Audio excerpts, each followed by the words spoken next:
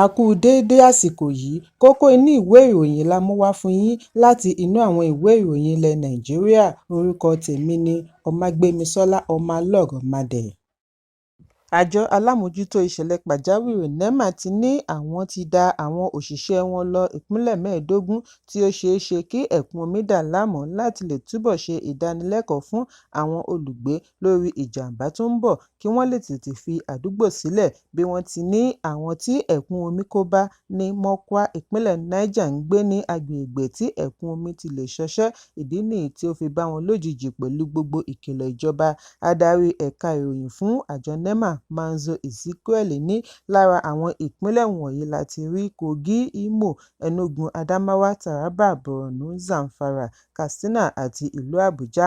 Ẹ̀kún omi ní Mokwa tí í ṣe gbajúgbajà ìlú ní ìpínlẹ̀ Niger ni ó sọ ẹ̀mí tí ó lé nígbà di olóògbé tí ogunlọ́gọ̀ sì di àwátì. Àsìkò òjò ni ó máa ń wáyé láàárín oṣù kẹrin sí oṣù kẹwàá lórílẹ̀‐èdè Nàìjíríà. Ọjọ́rú tí ó kọjá ní àjọ alámòójútó òjò Nigerian Meteorological Agency fi àkíyèsí ránṣẹ́ lórí ìjì tí ó ní agbára fún ìlú Àbújá àti ìpínlẹ̀ 14 nínú ìpínlẹ̀ 36 tí ó wà lórílẹ̀‐èdè. Niger tí í ṣe ìlú tí ó tóbi jù lórílẹ̀‐èdè pẹ̀lú landmass jẹ́ ilé fún agbami-dáàmù ńlá mẹ́ta, Kainji, Jebba àti Shiroro tí wọ́n jẹ́ gbòógì ìpèsè iná fún National Grid. Dáàmù kẹrin ni wọ́n ń kọ́ lọ́wọ́. Gbogbo ìgbà ni ẹ̀kún omi máa ń da agbègbè yìí láàmú. Nínú oṣù kẹrin ni omi tí wọ́n yọ̀ǹda láti ọ̀kan nínú àwọn agbami yìí ba oko tí ó lé ní 5,000 jẹ́ ní ìlú tí ó lé ní 30 lára rẹ̀ ní Mokwa. Àkọọ́lẹ̀ ṣe àfihàn wípé èyí jẹ́ ìgbà kẹfà nínú ọdún yìí. Nínú ọdún 2022 ni ẹ̀kún omi ṣekú pa ènìyàn tí ó lé ní 600. Àwọn 1.4 mílíọ̀nù di aláìnílélórí. Bákan náà ni ilẹ̀ oko tí ó tó 440,000 hectares dìbàjẹ́. Òṣìṣẹ́ àjọ NEMA gbà wípé orílẹ̀-èdè ní ọ̀pọ̀lọpọ̀ agbègbè tí ó léwu fún ẹ̀kún omi lásìkò òjò. Lára rẹ̀ ni ẹ̀kún omi ìlú Maiduguri ní ọdún 2024. Ó ní kò sí ẹni tètè ṣe àkíyèsí wípé ẹ̀kún omi ń bọ̀ tí yóò ya ibú omi Alau Dam lulẹ̀ tí ó fi yọrí sí irúfẹ́ ìjàmbá ńlá bẹ́ẹ̀. Ìdí nìyí tí gbogbo ìlú gbọ́dọ̀ fi wà lójúlalákàn fi ń ṣọ́rí kí wọ́n sì gbé gbogbo ìgbésẹ̀ tí ó bá yẹ láti ṣe àdínkù ipa tí ẹ̀kún omi lè dá sílẹ̀ kí ohun tí ó ṣẹlẹ̀ ní Mokwa má bàa ṣẹlẹ̀ sí wọn. Ẹ̀kúnrẹ́rẹ́ ìròyìn yìí wà ní ìwé ìròyìn Punch tó jáde lónìí. Olúwo ti ilẹ̀ Ìwó ní ìpínlẹ̀ Ọ̀ṣun Ọba Abdulrasheed Akànbí ti kéde èròǹgbà rẹ̀ àti máa jẹ́ Aláàfin ti Ìwó bí ó ti ṣe àpẹẹrẹ pàtàkì àṣà fún oyè Aláàfin láàrin ilẹ̀ Yorùbá.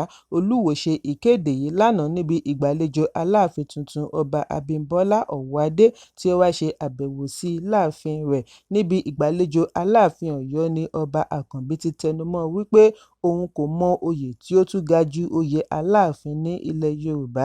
Aláàfin yóò tẹ̀síwájú àti máa jẹ́ Aláàfin nítorí oyè tí Ọ̀rànmíyàn gbà fún ara rẹ̀ ni èyí. Ìdí nìyí tí òun náà ṣe fẹ́ gba oyè yìí bí ó ti ní láti àkókò yìí lọ. Òun náà fẹ́ kí wọ́n máa pe òun ní Aláàfin ìlú Ìwó. Òun yóò fi èyí tó ìjọba létí.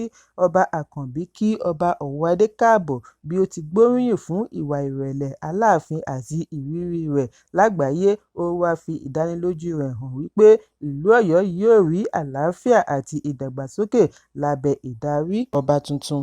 Ó fi kún un wípé àbẹ̀wò rẹ̀ yóò túbọ̀ mú ìrẹ́pọ̀ wà láàrin Ọ̀yọ́ àti Ìwó bí ó tilẹ̀ jẹ́ wípé ìrẹ́pọ̀ ti wà láàrin ìlú méjèèjì tẹ́lẹ̀. Èyí yóò túbọ̀ tẹ̀síwájú. Aláàfin Ọ̀yọ́ tí ó kọ́wọ̀ọ́rìn pẹ̀lú ìyàwó rẹ̀ Abíwùnmí pẹ̀lú àwọn olóyè yòókù ní òun wá láti wá fi ìmoore hàn sí Olúwo lórí bí ó ṣe wá sí ibi ayẹyẹ ìgbadé rẹ̀ tí ó wáyé nínú oṣù kẹrin. Ó ṣe ìrántí wípé Olúwo wà lára ikọ̀ àkọ́kọ́ tí ó kọ́kọ́ kí i kú oríire bí wọ́n ti kọ́kọ́ dárúkọ rẹ̀ gẹ́gẹ́ bí Aláàfin àṣẹ̀ṣẹ̀yàn. Pẹ̀lú èdè Yorùbá Yorùbá ni Ọba Ọ̀wádé fi tẹnu mọ́ ìbáṣepọ̀ ọjọ́ pípẹ́ tí ó wà láàrin Ọ̀yọ́ àti Ìwó. Ó ní aṣíwájú rẹ̀ olóògbé Ọba Lámìdí Adéyẹmí kẹta di òpó ìbáṣepọ̀ Ìwó àti Ọ̀yọ́ mú gidigidi, òun sì fẹ́ tẹ̀síwájú nínú èyí. Aláàfin wá rọ àwọn lọ́balọ́ba yòókù ní Ìwó kí wọ́n ṣiṣẹ́ papọ̀ pẹ̀lú Ọba Àkànbí fún ìdàgbàsókè ìlú. Ẹ̀kúnrẹ́rẹ́ ìròyìn yìí wà nínú ìwé ìròyìn The Guardian tó jáde lónìí. Ìrọ̀lẹ́ àná ni Ààrẹ Bọ́lá Tinubu gba àlejò Gómìnà ìpínlẹ̀ Ọ̀ṣun Sínátọ̀ Adémọ́lá Adélékè ní ilé rẹ̀ ní Ìkòyí, ìpínlẹ̀ Èkó. Lára àwọn tí wọ́n jọ kọ́wọ̀ọ́rìn pẹ̀lú gómìnà lọ kí ààrẹ láti rí gbajúgbajà oníṣòwò àti ẹlẹ́yinjú àánú Adédèjì Adélékè pẹ̀lú ìlúmọ̀ọ́ká olórin Afrobeat David Adeleke tí gbogbo ènìyàn mọ̀ sí Davido. Amúgbálẹ́gbẹ̀ẹ́ ààrẹ lórí ẹ̀rọ abánidọ́rẹ̀ẹ́ Dàda Olúṣẹ́gun ni ó ṣe àfihàn yìí lórí ẹ̀rọ abánidọ́rẹ̀ẹ́ X. Wọn kò tíì ṣe àfihàn kókó ìpàdé tí wọ́n tilẹ̀kùn mọ́rí ṣe, ṣùgbọ́n àwọn tí ó súnmọ́ wọn ṣe àpèjúwe àbẹ̀wò yìí ní ti ọlọ́rẹ̀ẹ́jọ̀rẹ́, pàápàá jùlọ lórí àfojúsùn ìjọba ààrẹ fún ìṣèjọba tí ó kó gbogbo ènìyàn mọ́ra, pẹ̀lú àwọn adarí àti àwọn olóṣèlú tó lààmìlaka lórílẹ̀-èdè. Adeleke, tí ó jẹ́ ọmọ ẹgbẹ́ òṣèlú People's Democratic Party (PDP), ni ó ní àjọṣepọ̀ tó dán mọ́rán pẹ̀lú iléeṣẹ́ ààrẹ, tí ó máa ń sábà gbóríyìn fún ààrẹ Tinubu lórí ìṣèjọba rẹ̀ tí kìí ṣègbè lẹ́yìn ẹgbẹ́ kankan (non-partisan approach to governance).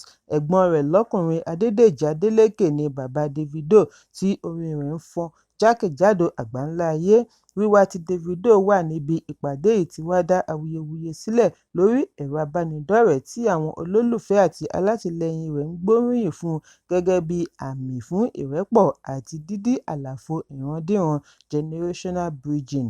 Ààrẹ Tinubu ni ó padà sí ìlú Èkó ní ọ̀sẹ̀ tí ó kọjá, ni ó ti ní ìpàdé pẹ̀lú àwọn adarí káàkiri gbogbo ẹ̀ka, lára rẹ̀ ni àwọn gómìnà ìpínlẹ̀, lọ́balọ́ba, oníṣòwò ńláńlá àti bẹ́ẹ̀ bẹ́ẹ̀ lọ. Ẹ̀kúnrẹ́rẹ́ ìròyìn yìí wà ní ìwé ìròyìn This Day tó jáde lónìí. Alágabìnrin ìjọba ìbílẹ̀ Ẹ̀pẹ́ ní ìpínlẹ̀ Èkó Sarah Animashaun ti ṣe ìdáwọ́kọ̀ fún ìyànsípò Olú ti Ẹ̀pẹ́ tuntun. Àwọn méjì ni wọ́n ń jà sí orí àpèrè yìí. Bákan náà ni Animashaun fagilé ayẹyẹ Eid-el-Kabir àti àdúrà Jumat ní gbogbo mọ́ṣáláṣí ìjọba ìbílẹ̀ Kanṣu àti Yídì. Àfihàn yìí wáyé nínú lẹ́tà tí ó kọ ránṣẹ́ sí Chief Imam ìlú lánàá Ọjọ́ Ìṣẹ́gun. Níbẹ̀ ni ó ti ṣàlàyé wípé lẹ́yìn ìpapòdà Olú Ẹ̀pẹ́ ti ìlú Ẹ̀pẹ́, Ọba Sefiu Adéwálé, ìlúmọ̀ọ́ká olóyè méjì láàrin ìlú, Olóyè Adéníyì Quadri Ọ̀dẹ̀dẹ̀-Ògbòrò àti Olóyè Iskilu Ọlájídé Ikúforíjì, ni wọ́n ti ń pe ara wọn ní ẹni oyè kàn. Alágabìnrin ní ìpinnu ọ̀hún wáyé pẹ̀lú èròńgbà àti dènà ìṣòro ààbò àti ohun tí a kò lérò tí ó lè jẹyọ látàrí àwọn méjèèjì tí wọ́n ń pe ara wọn lọ́ba. Ó fi kún un wípé bí nǹkan bá ṣe ń lọ sí, àwọn á fi tó ará ìlú létí. Bí a kò bá gbàgbé wípé lówùúrọ̀ kùtùkùtù ọjọ́ Àbámẹ́ta ọjọ́ 21 oṣù karùn-ún ọdún 2025 ni ìròyìn jẹ jáde wípé Ọba Adéwálé, ẹni ọdún mẹ́rìndínláàádọ́rùn 86, di olóògbé.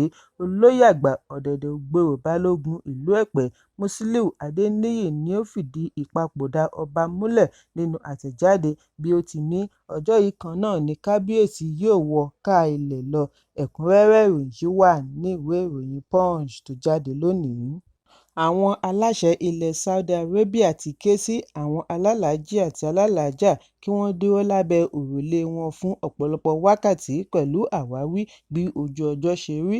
Gẹ́gẹ́ bí àkọọ́lẹ̀ láti iléeṣẹ́ ìròyìn Saudi, Mínísítà fún Hajj Taofeeq Al-Rabi'a ni ó ṣe ìkìlọ̀ fún àwọn ará Mecca kí wọ́n fi ara pamọ́ sí abẹ́ òrùlé wọn láàrin aago 10 òwúrọ̀ títí di aago 4 ìrọ̀lẹ́ Ọjọ́bọ̀. Ọjọ́ Àràfá jẹ́ ọjọ́ tí ó ṣe pàtàkì nínú iṣẹ́ Hajj, níbi tí ará Hajj ti ń gun òkè Àràfá ní ẹnu ibodè Mecca. Níbẹ̀ ni èrò Hajj ti ń kórajọ lórí òkè 70 mítà tí ó súnmọ́ ìwọ̀n ẹsẹ̀ bàtà 230 sókè, àti ní agbègbè rẹ̀, bí wọ́n ti ń gba àdúrà fún ọ̀pọ̀lọpọ̀ wákàtí àti kíka Kùránì, tí wọ́n á sì dúró síbẹ̀ títí di ìrọ̀lẹ́. Kò sí abẹ́ òjìji tí wọ́n lè rí dúró sí ní òkè Àràfá tí ó mú oòrùn máa pa wọ́n ní àtàrí tààrà fún ọ̀pọ̀lọpọ̀ wákàtí tí èyí sì léwu fún àgọ́ ara.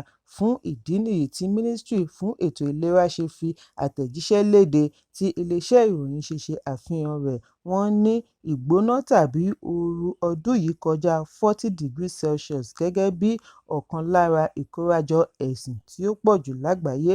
Àwọn aláṣẹ ń pe àkíyèsí pẹ̀lú èròńgbà àti dènà irúfẹ́ ìṣẹ̀lẹ̀ ọdún tí ó kọjá níbi tí èrò Hajj 1301 ti di olóògbé látàrí ìgbóná tí ó bọ́ sí 51.8°C. Ẹ̀kúnrẹ́rẹ́ ìròyìn yìí wà ní ìwé ìròyìn Vanguard tó jáde lónìí. Kókó inú ìwé ìròyìn tòní kò ní jù báyìí lọ. Ẹ pàdé mi ní ìrọ̀lẹ́ fún àkọ́tún ìròyìn. Kí a tó lọ, ẹ má ṣaláì fi àkíyèsí yín ránṣẹ́ kí ẹ sì bá wa subscribe sójú náà wa lórí YouTube kí kókó inú ìwé ìròyìn lè máa tẹ̀ yín lọ́wọ́ ní kíákíá.